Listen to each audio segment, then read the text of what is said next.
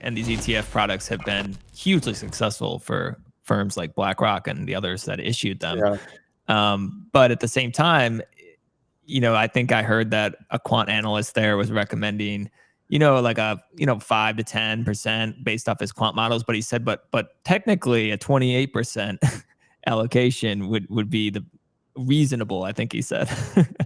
And wasn't there one guy who said 40%? I recall, but maybe I'm wrong. I remember there was an old BlackRock paper that actually recommended like 86% or something. Is that right? Yeah, well, because they just like ran the numbers, right? Nobody in traditional finance would recommend something like that, I think, unless crazy risk profile or something. But like, I think he just ran the numbers and said like, well, technically, because Bitcoin was performing so well, I think this must have been during the last bull market. Yeah. But what do you think about BlackRock?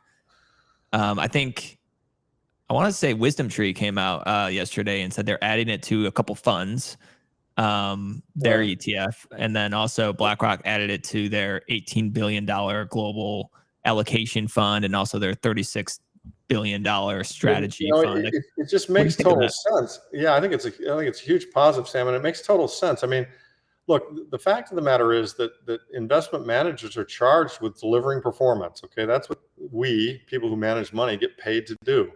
My clients say, how much money have you made for me? How much performance have you generated? You know more about this stuff than I do. I'm giving you my money. Please give me a high rate of return. And here you are, you've got this asset that, has outperformed every other asset in the history of the financial markets. I mean, on a 15-year, 10-year, 5-year basis, whatever you want to look at. I mean, you can find some short periods of time where obviously it did not outperform or it had a big correction. But in general, if you take a long enough window on it, it's been the top performing financial asset kind of ever. And so, one would have to say or ask any manager of assets, how can you ignore this thing? I mean, look at these numbers. And what is going to change that's going to make these numbers, what's going to make this trend stop? I mean, I always say that, what you want to do with a business, you want to invest in businesses where dogs are eating the food and there are more dogs showing up all the time.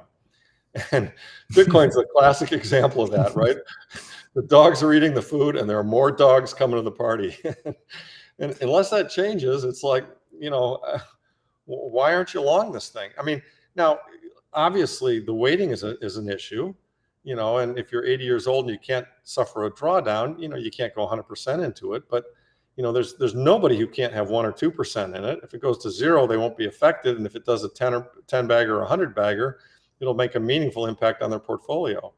So, to me, it's a no-brainer. And this is going to happen. The other thing that's going to happen, Sam, I think, is MicroStrategy is going to get big enough that it's going to get put into the S&P 500. So then you'll just have all these. I mean, as you know, the big trend away from active management to passively managed money has been an enormous trend over the past 10, 15 years. That's just going to continue. And right.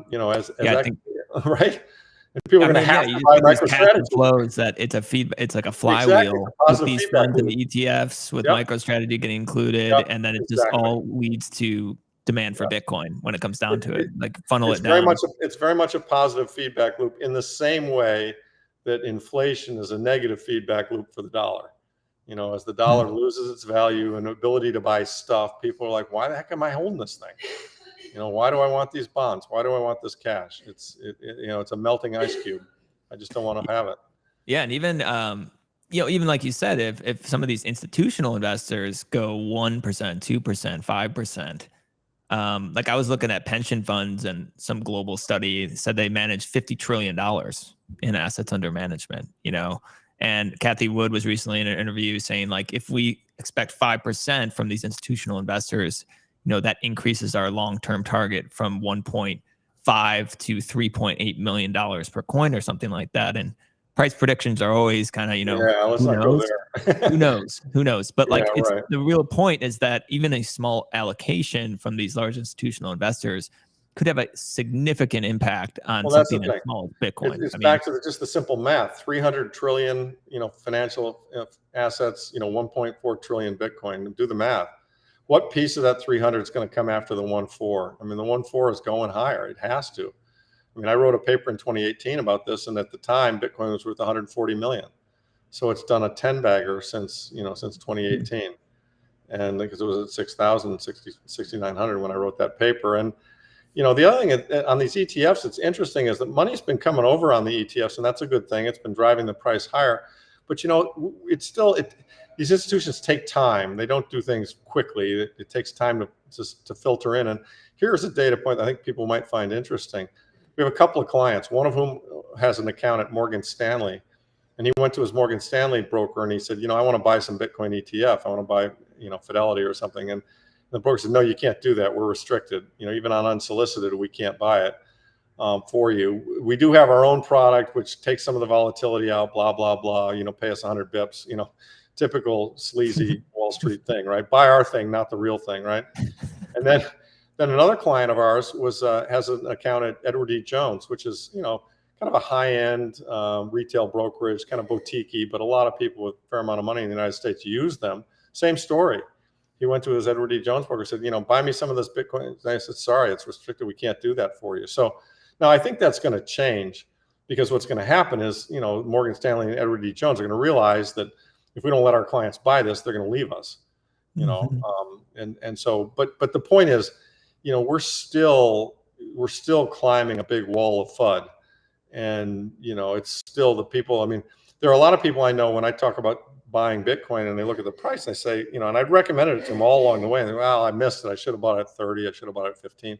Well, I can tell you what, when I was buying it at 1,500, I thought I should have bought it at 100, and no matter what price you buy it at, you always can look back 5 or 10 years and say, well, I'm too late.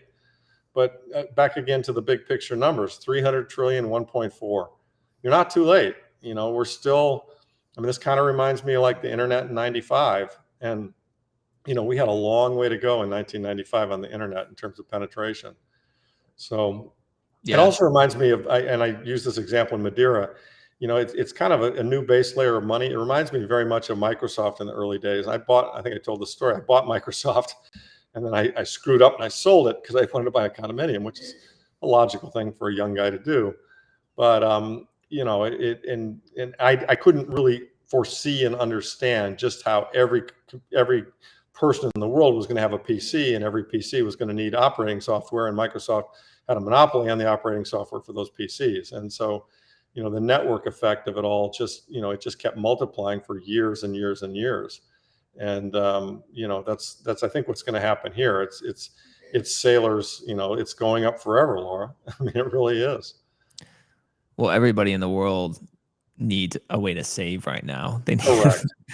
Every single person in the world is suffering from fiat debasement at different rates. That's exactly right. And so you think about the potential there just from a pure use case of being a undebasable store of value, and you start to get really interesting numbers going through your head. You really do. I mean, I think Kathy's a little extreme when she predicts 3.8 in a few years, but I think that the answer is the numbers are going to go up significantly. Yeah, I think you're right too. It's been crazy to see the demand for the ETFs, given what you said, that it just takes a long time for like these institutions to move on something new. I mean, some of them require even like 3 to 6 months of trading data before they can list any new ETF products. And I think PNC Bank came out today and said they're going to offer Bitwise's ETF. And so that's another one that you see.